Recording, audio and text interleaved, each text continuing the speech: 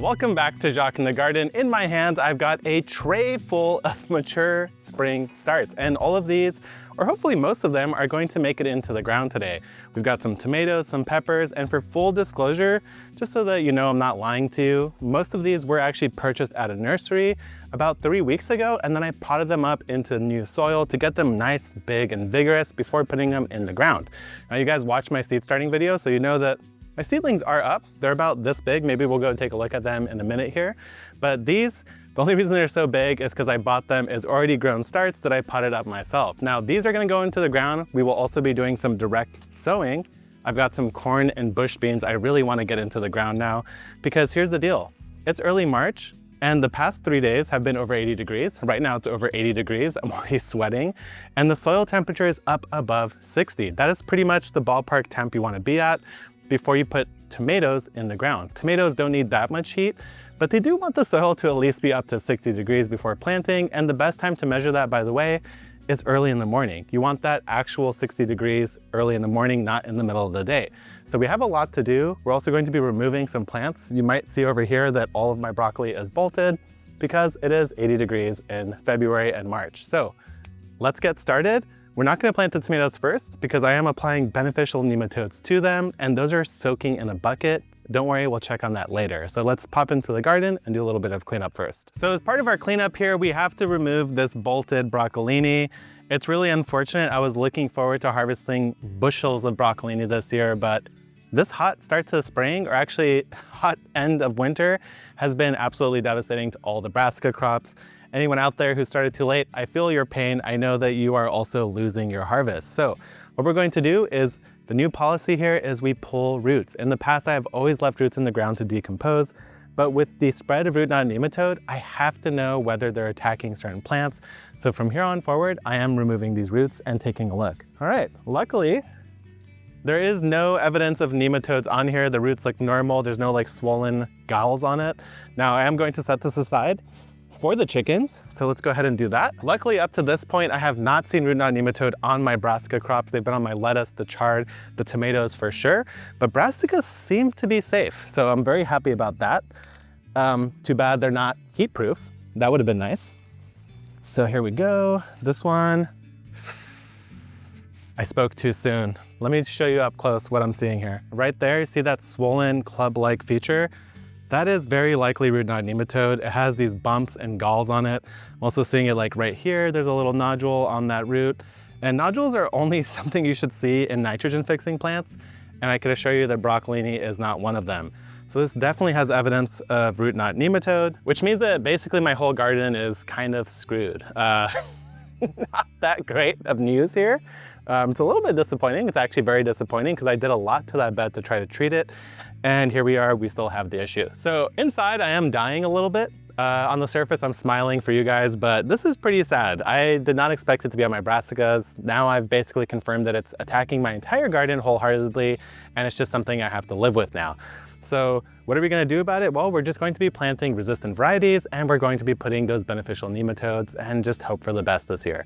Now, I do have the backup plan of doing a lot of container gardening this year. That might help me out a bit, but for now, let's just keep cleaning and keep our spirits high. So those are the cards that we've been dealt this year. It's unfortunate, but we just have to make it work because I still want a garden. Now, what I'm going to do here to try to address this is I'm gonna grab a shovel, I'm gonna grab a gorilla cart, I'm gonna start shoveling some of this material away. I'm gonna be putting down a clean base of soil right here where the tomatoes are going to go, and I'm still going to apply beneficial nematodes. Now this is a pricey option because I am removing soil and adding new soil, but I'm not going to toss the soil. I'm going to set it aside and let it just sit there for an entire year, and then maybe next year I could use it to refill some other raised beds. So let's get shoveling. Before I get insanely sweaty from having to shovel out all this dirt and move it, let me tell you why I am keeping a positive attitude. In the past, I have dealt with pest issues. It's been roly-polies, it's been earwigs, leaf-footed bugs, stink bugs. They've just been a cast of characters that have evolved through my garden. But here's the thing, some years it's really bad for one of those, but what I find is that over the following years, something finds balance, something will start predating it, and then I will actually not see that pest as prevalent anymore. So I'm optimistic that that is what is going to happen here, is basically I have a new pest that's introduced to my garden, the root knot nematode, and hopefully some sort of new something that will eat it and destroy it will also start living in my garden and bring it to a healthy balance. Now, I don't think I'll ever get rid of it at this point, but as long as I can get a healthy balance and still get produce out of my garden, I'm okay with it existing. I also just have to be okay with it existing. So for now, we are going to shovel and replace some of the soil in this bed, but fingers crossed that over this next year, we will reach some sort of new healthy balance and this pest will not be as big of a problem in the coming years. At least that's all we could really hope for. All right, let's go ahead and put in some new soil. Now, we dug about 1.5 feet across, 10 inches deep, and here's the thing that I've heard. Nematodes allegedly hate moisture and organic matter, yet this bed is quite damp and quite rich in organic matter, and yet they were still able to take over a new plant. So do I believe anything anymore? I don't know, but we are still gonna go forward. New soil should be free of nematodes, and this is the Fox Farms raised bed mix. It's made out of aged forest products, a little bit of peat moss, and some fertilizer. Now, this should be a great mix for this purpose because again, it should be very good at holding into water and also is essentially entirely made out of organic matter. So we're gonna go ahead and fill this trench up and then hopefully we can get some tomatoes in the ground and hopefully they will be able to survive the season and give me a bountiful harvest. Now, we'll talk about the varieties in a moment, but don't you worry, they are nematode resistant as well. Since the soil is going in a little bit loose, I don't wanna compact it, like super smash it, but I do wanna at least tap it down a little bit and make sure I don't have any air pockets in here. So before we go any further, I want to address one thing that is very obvious here, which is that soil is expensive. I ended up putting 4.5 bags of soil in here, which could easily be $100. Now, $100 is a lot of money. For me, it's also a lot of money. By any means, I am not saying it isn't, but here are some other options. You could try to get free compost. You could make compost yourself, amend with compost, grow directly in it. Also, you could just try rotating in your garden if you're not addicted to tomatoes like me, but I have 20 plants, so I really need to make sure that some of them can go into my garden successfully to produce a harvest. But here's the other side of the equation. Each plant for something like an early grow variety, which is what I'm planning on putting here, also Celebrity and Better Boy, which are all hybrids that have nematode resistance. In my garden, they are absolutely delicious. I cannot buy those tomatoes anywhere else. I might be able to find something slightly comparable at the farmer's market, but for a true organic grown tomato from a small farm at a farmer's market, you're looking at least $5 a pound. Now, even on the worst year, I expect a minimum 10 pounds of tomatoes from each plant. So each plant is going to be $50, but in reality, if I could really maintain their health through the season, I could easily get 30 pounds. So $50 to $150 worth of tomatoes from each plant in this one bed alone. And to me, that math checks out. It is worth it to me to grow tomatoes and save that money from having to buy subpar, terrible tomatoes at a grocery store or something that might get close to my garden from the farmer's market. So just want to put that out there. This is something that costs money and you do have to do some math to justify it. For me, I find it very easy because I love tomatoes. So there you have it. Now, let's plant them. And now it is time to plant our tomato. Now, will this work? Will I actually dodge the nematodes? We'll all find out in just about 2 months. If this tomato stops fruiting, starts languishing, then I know it's riddled with nematodes and game over basically. But that's not going to happen. I'm feeling confident. We do have a couple more tricks up our sleeve here to help this tomato along. One of them is that we're not going to plant deeply. Since we put new soil here, I want to make sure it just goes straight into the new soil and only in new soil in those first couple weeks. The other thing I'll mention about that is that in the early spring, I would just advise against planting your tomatoes deeply. It is very tempting, but the soil is cold down low. So what's going to happen is your tomato will slow down due to the cold soil and you're not actually going to get any advantage from it. Now, only do it if you have a really leggy tomato, but even then I would still opt to do the trench method where you lay your tomato on its side and plant it that way.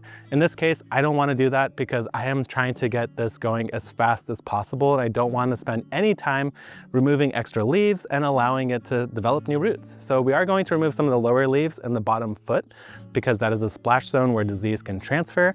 But other than that, we are just planting this right in the hole. Now we are going to put some amendments in the ground, of course, and we'll clean off some of these lower leaves. Now we have the lower leaves removed. What I'm going to do is plant this tomato roughly about 1 foot from the edge of the bed And we're going to keep it pretty close to the inside here, or the outside, excuse me, because again, we want to stay in this clean soil zone.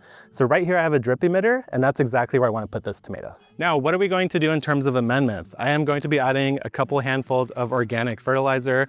On the Beat podcast, I spoke to Frank Hyman, who wrote this book called The Tomato Revolution. And his advice is just put 2 handfuls of an organic fertilizer at the start, and that's pretty much all you really need. Now this one is the Fox Farm Happy Frog tomato and vegetable mix. It has active soil microbes, which hopefully will also help destroy some of those nematodes. I'm basically willing to throw anything at this that I can.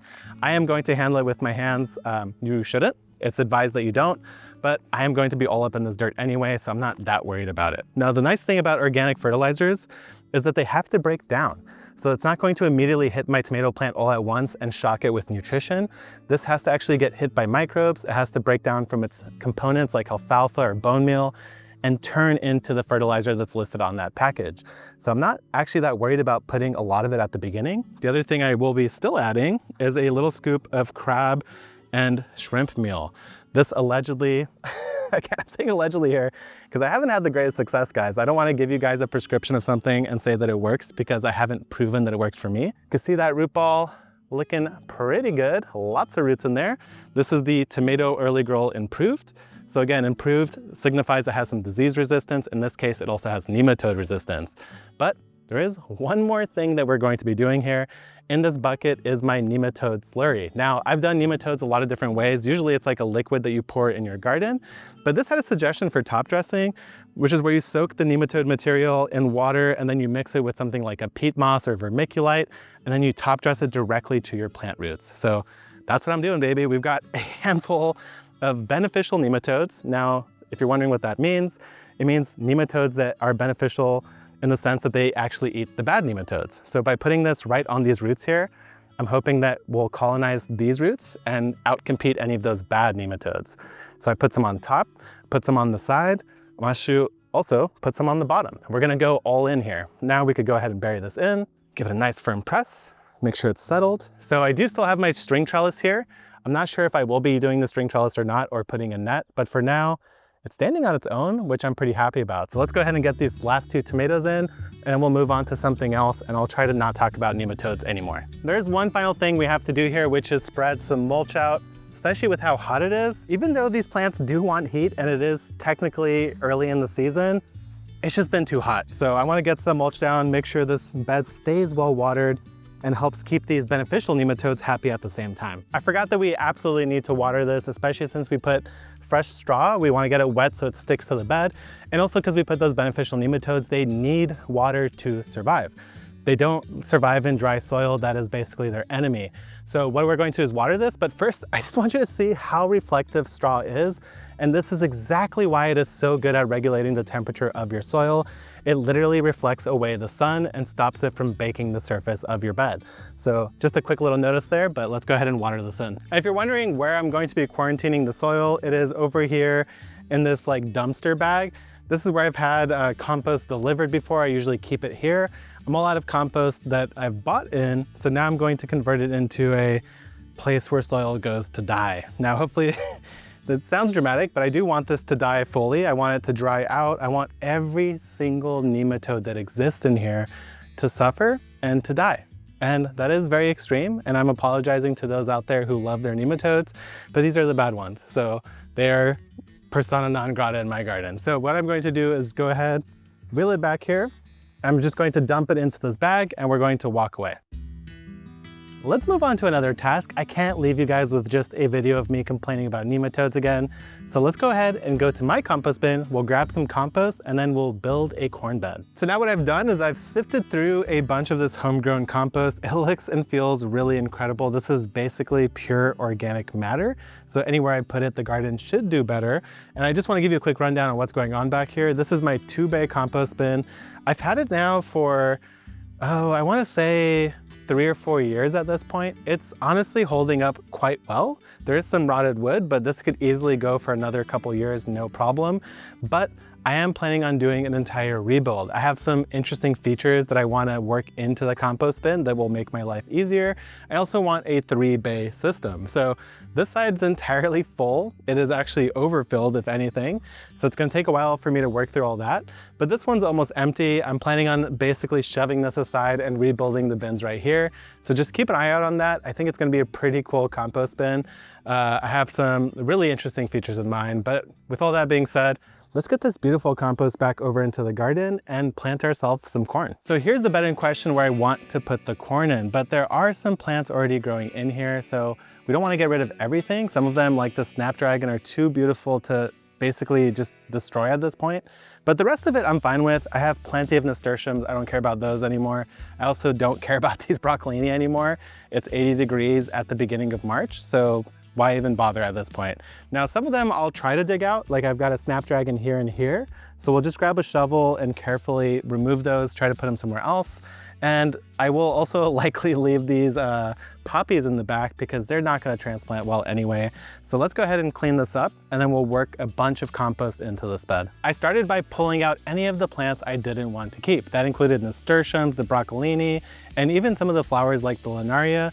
I just was past that part of the season. Now for the ones I wanted to keep, like some of the snapdragons, I tried to dig them up and immediately transplant them around the garden nearby. Now, will they make it? I have no idea. Most likely they will probably suffer and then just die anyway, but it is worth the effort. After that, I just pulled all the irrigation lines back, moved the mulch around, and then I started breaking up the soil with compost added into it. So by breaking up the soil and working that compost deeply into it, I'm hoping that will basically create an environment that the nematodes will not thrive in and eventually they will be defeated. After I did all that, I went ahead and added some all-purpose Happy Frog fertilizer. This one has a higher nitrogen number at 6, which is exactly what corn wants. Corn is a grass and it thrives on high nitrogen fertilizer. So I put a hefty dose in and I made sure to chop it into at least the lower surface of the soil. Now, if you're thinking about tilling in general, I actually really didn't go any deeper than 3 inches at most because I was using a hoe that was maybe 4 inches at the deepest point. So it's not like we really truly destroyed all the subsoil by doing this action. Now, once that was all done and said, I added a little bit more mulch, put the irrigation lines back together, and now we're ready to plant. All right, guys, we've got this garden bed ready to go, and I was back and forth on which corn variety I wanted to grow. I really wanted to do the Martian Jewels again. It's one of my favorites because it's a multi-purpose corn. You could pick it earlier and it'll be super sweet. If you leave it to mature a bit, it will become more starchy, and it's great as in like chowders or used as flour. But in this case, I actually went with Butter Gold. This is a old school sweet corn, so not one of the super sweet hybrids that exist. And that's fine. I actually like these older corns. They're not as sweet, sure, but they have a lot more character and flavor. They're a little bit more depth to it. A lot of people are so used to that crazy sweet corn that's basically like candy now. And again, I like it too, but I like the complexity of these older corns more. They just have more going on with them. Now, the other reason I chose this one was that it is 63 days to maturity. Literally, any of you guys at home, even if you're in zone 3, you could probably grow this corn just fine. It is such a fast early riser, which also means that it's really good in the early parts of the season, like spring when the soil might not be at the maximum temperature. So what we're going to do here is I'm going to put 2 corn seeds every foot or so. Now, a reason why I'm doing 2 is to guarantee that I get good germination. When it comes to corn, you really want to establish it all at once and not have to go back and reseed it because it's just not going to mature at the same time. So I'm going to put 2 seeds every hole, every foot, and then once it's actually up and maybe 6 inches tall, I'll snip one of them and leave it to 1 corn every 12 inches. So now we have this Butter Gold corn planted. Very easy to do. Just shove it in the soil and that's it. The last thing I want to do here is go ahead and spread some mulch on the soil, especially since we just chopped it up. It's liable to be drying out very quickly. So let's get this mulch down and we'll see. Actually, let's go check on the seedlings after this. I'll show you the progress of the tomatoes and peppers that I started and also share some tragic news because we actually lost like half of my peppers. We're inside the greenhouse and I will share the tragic news in a moment, but first take a look at some of these seedlings. This is some of the earlier tomatoes I started. Now they are big. I could actually put these outside now if I really wanted to, but the true seed leaves are right here and there's only 1, 2, 3, 4 or 5 new true leaflets. So it does still have some ways to go if you want to max it out, which is probably what I'll do just because I don't have the space in the garden ready yet. So I have a couple of those already. The plan is to actually put them into bigger 5-inch pots before transplanting in the garden so they could get nice and big like those ones that we planted earlier. And there's another one here, and then there's a whole nother tray back here, which I'm gonna reach back and grab. And so, oh, there it is. Beautiful young tomato seedlings, looking really good. They're all about the same height, so I'm very happy about these. Definitely more tomatoes than I need. No surprise there, but even more so, like truly more than I need. Now the other things I wanted to show you is this right here, which is the Fortimino. This is the rootstock tomato. So I started these like a week or 2 after the original ones. They're already starting to size up. These will grow much faster. So the idea is that once they reach the same size as the actual tomato I want to grow, like for example right here, once this reaches the size of this, that's when I'll actually do the grafting and swap this one on top of that guy. So that's it for the tomatoes, but the real tragedy is the peppers. I actually lost 18 of the 24 varieties we started. Yes, 18, like very, very substantial. So what happened was I came in here, I'll post the picture up here, and this tray was on the ground. It was fully on the ground. Many of these trays were entirely tipped over, and there's still some damage on the tomatoes themselves. They're actually still limped over. But the worst part is that I lost so many peppers. Peppers take so long to come up. These were started on the 10th of February, and you could see just how small they are. And all of these right here are the ones that I could not recover. They fully flipped over, they got jumbled, they got destroyed. I have no idea what they are, if they even made it. So that's going to be the rest of my day today, is I have to restart these pepper seeds. So the only ones that made it, I have 1, 2, 3, 4, 5, 6, 7, 8, 9. 9 peppers made it, and the rest are dead. So tragedy. It sucks. It definitely sucks. I'm not pleased about it. Taking some L's today with the nematodes and the loss of the peppers, but it's all good because I did not end up putting these on the heat mat. That's why they actually took so long to grow. I just left them in here in the greenhouse to naturally come up as they would. But what I will do now is that all of these that I lost, I will restart. I will put it on a heat mat inside my shed, so I'll get plenty of stable heat and temperature, and those honestly should germinate in as little as like a week, instead of having to wait another 2 to 3 weeks for them to get to this size. So that's it for today. It's pretty hot.